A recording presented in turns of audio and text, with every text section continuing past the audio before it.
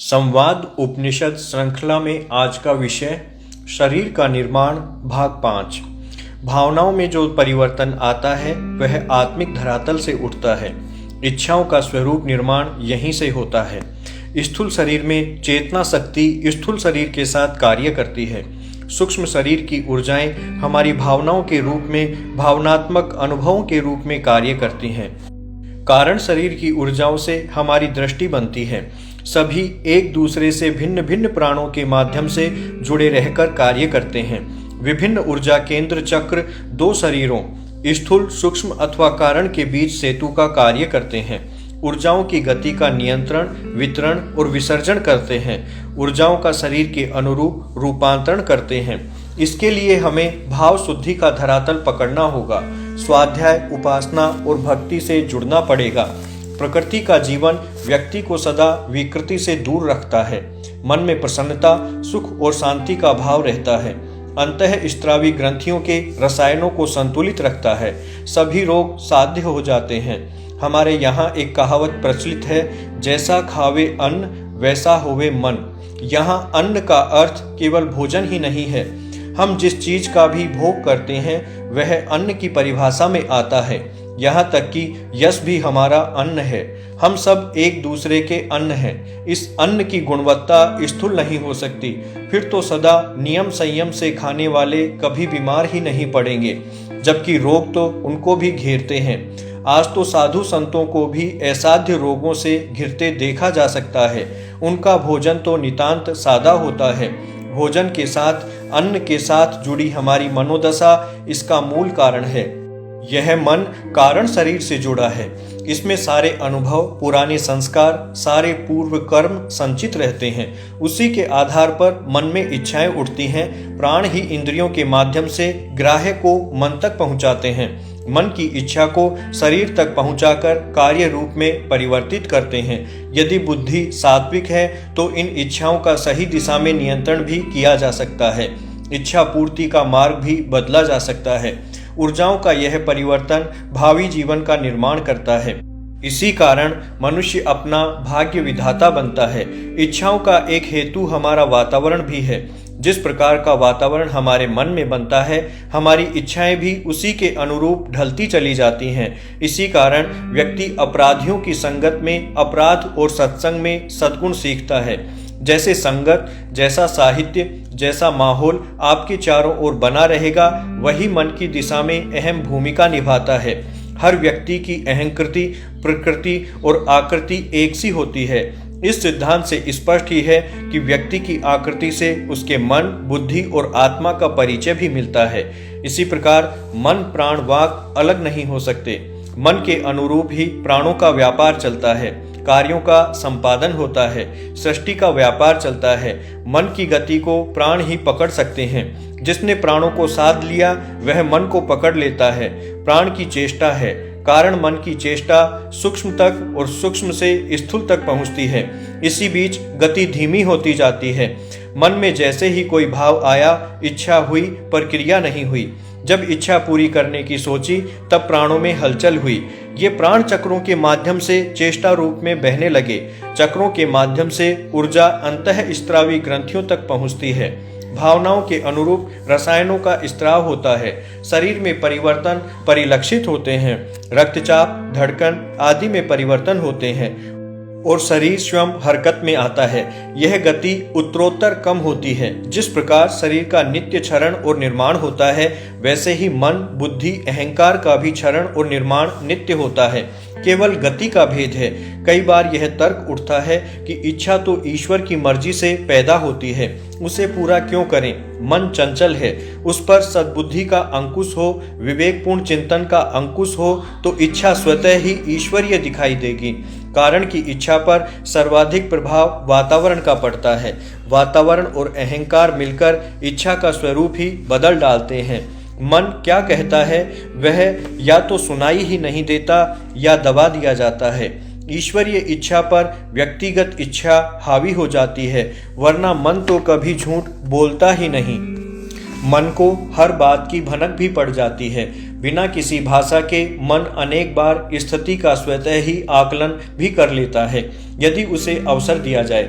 जहाँ जहाँ हम ईश्वरीय इच्छा को, प्रकृति को विकृत करते हैं, हमारा शरीर विकृत होता चला जाता है। शरीर तो वाहक है, वाहन की तरह, प्रतिबिंब है हमारे मन का, अभिव्यक्ति है हमारे भावों की। जो कुछ भीतर चल रहा है वही तो शरीर और इंद्रियों से नजर आएगा। सभी रोग हमारी मानसिक विकृतियों के सूचक हैं। हमारी कठिनाई यह है कि हम मन को जानते ही नहीं, तब कैसे विकृतियों को समझें और कैसे इन्हें दूर करें। ईश्वर बीमारी भी देता है और उसके अनुरूप इलाज भी। प्रकृति को समझ पाना कठिन है, उसके लिए एक ही मार्ग है, प्रकृति से सामंजस्य बिठाकर जीने का अभ्यास। पंच महाभूतों का शरीर महाभूतों के साथ समन्वय बनाए रखे। प्राण शरीर प्राणों के संतुलन स्पंदन को समझे, अधिदेव अधिभूत और अध्यात्म के स्वरूप को पहचाने और उसके अनुरूप जीवन शैली का स्वरूप तैयार करे। यह तो किताबों की बात हुई। व्यवहार को इस ढांचे में कैसे ढाला जाए, इसके लिए एक बात तो यह स्वीकार करनी पड़ेगी कि हमारे प्रत्येक कर्म का फल हमको ही भोगना पड़ता है। यही हमारे पुनर्जन्म का कारण भी बनता है। इसी के फलस्वरूप हमको घर परिवार, माता पिता, संतान तथा परिजन प्राप्त होते हैं। पूरे 100 साल के जीवन काल में हम पिछले कर्मों के फल भोगते हैं और नए कर्म पैदा करते हैं, जिनके फल भोगने के लिए फिर नया जन्म लेना पड़ेगा। इस चक्र का ठहराव ही मोक्ष है, जिसके लिए पुरुषार्थ का मार्ग निर्देशित किया है। भावनाओं के स्तर पर प्रत्येक व्यक्ति अशांत ही पैदा होता है। प्रकृति में उसकी यह अशांति परिभाषित रहती है। प्रत्येक आत्मा षोडश कल है, त्रिगुण से आवृत है। इनको आप अविद्या कह लें, बाधाएं मान लें अथवा रोग। इनको दूर किए बिना शांति नहीं मिलने वाली। प्रकृति ने इसके लिए स्त्री को चिकित्सक बनाया और उसी को पति रूप में, दवा रूप में प्रतिष्ठित किया। पुरुष भीतर सौम्य होने से केवल आहूत हो सकता है। सृजक ही रोग का निदान कर सकता है। प्रकृति की इस चतुराई को समझ पाना कठिन है। पत्नी को भी पति के कर्म का आधा भाग प्राप्त होता है, मोक्ष में भी। इसीलिए उसकी उपासना पति को लक्षित होती है। उसका स्वयं के लिए कोई कर्म नहीं होता। शरीर से वह सौम्य है। आग्नेय पुरुष में आहूत होकर उसके भीतर के सोम को समझना है, रोगों का निदान करना है। अपने भीतर की आग्नेयता में उनको आहूत करना है। जिस प्रकार उसको प्रेरित करके उसके सौम्य शुक्र को अपने आग्नेय रज में आहूत करवाती है, प्रकृति ने इस दृष्टि से पुरुष को उसके रोगों की प्रकृति और अनुपात को ध्यान में रखकर उसी प्रकार की चिकित्सक की व्यवस्था पत्नी रूप में की है। उसका कार्यकाल 25 वर्ष का ही होता है। इस अवधि में वह पति के दोषों को दूर करने में सहायक होती है। उसका शक्ति रूप भी यही है कि पति की अच्छी बुरी क्षमताओं को गहनता से समझ सकना, उसे सही मार्ग पर प्रेरित करना तथा उसके स्वरूप को अपने सपनों के अनुरूप ढाल देना, पत्थर की शिला को मूर्ति का रूप देना और उसमें प्राण प्रतिष्ठा कर देना। यह प्राण ही पति के विकास का मूल कारण बनता है। प्रकृति ने स्त्री पुरुष को युगल रूप में ही पैदा किया है। तभी कहा जाता है कि यह 7 जन्मों का होता है। आज तो पूर्व जन्म की यात्रा करना सहज हो गया है। इनमें यह भी प्रमाणित हो रहा है कि 7 जन्मों से पीछे जाकर देखें तो भी वे पति पत्नी ही मिलते हैं। उनसे आपसी व्यवहार और नए जन्म को साथ रखकर सिद्धांतों का आकलन किया जा सकता है।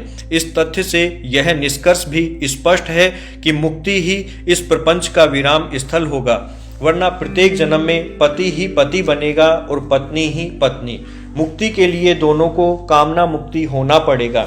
माया तो कामना का पर्यायवाची शब्द ही है। कामना मुक्त कैसे हो सकती है? आहूत होने वाले द्रव्य की अपनी कोई कामना नहीं हो सकती, उसे तो जल जाना है। पति में श्रद्धा रखकर ही पत्नी कामना मुक्त होने का अभ्यास कर सकती है। शक्ति स्वरूप होने से चिकित्सा का संपूर्ण दायित्व पत्नी पर ही होता है। वह जीवन में मीठी दिखाई देने वाली कड़वी दवा है। पति के हर रोग को जानती है, हर रोग का उपचार भी जानती है। पति के आदि व्याधि एवं समाधि तक का ज्ञान उसको रहता है। जीवन की सबसे तेज जलने वाली लाल बत्ती है। अनेक दुर्घटनाएं टालती रहती है। पति स्वयं अपने आप को उतना विस्तार और गहनता से नहीं समझ सकता। कई जन्मों से साथ जो चलती है, क्या छुपा है उससे? उसकी शक्ति यही है कि पति फिर भी उसको समझ नहीं पाता, कभी संवाद में उससे जीत नहीं पाता, उसे कभी गलत साबित नहीं कर पाता। यदि वह अपनी मर्जी से ही शक्तिहीन होना चाहे तो उसे कौन रोकेगा? पूरा परिवार बिखर जाएगा। बीमार हो गया तो चिकित्सक को भावी पीढ़ियां भी माफ नहीं करेंगी। नई पीढ़ी की नारी माने न माने, कहावत तो यही रहेगी कि जिन पुरुषों की पत्नियां होती हैं वे तो नित्य भाग्यशाली ही रहेंगे। रोग निवारक वैद्यों को वाल्मीकि ने राम ही कहा है, जो सबके हृदय में विराजमान है। नमामि रामम भवरोग वैधम।